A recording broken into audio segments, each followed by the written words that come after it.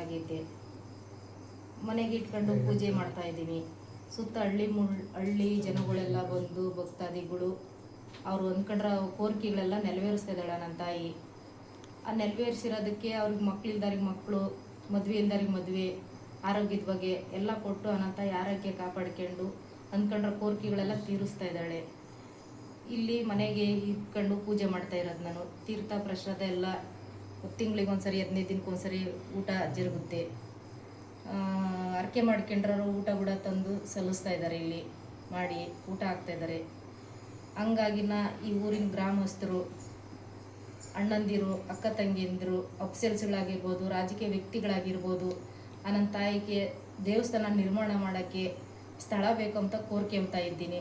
ದಯವಿಟ್ಟು ಎಲ್ಲರೂ ಇದಕ್ಕೆ ಸಹಕಾರ ಮಾಡಿ ಅಂತ ಕೋರ್ಕೊಂಡು ಬೇಡ್ಕೊಂತ ಇದ್ದೀನಿ.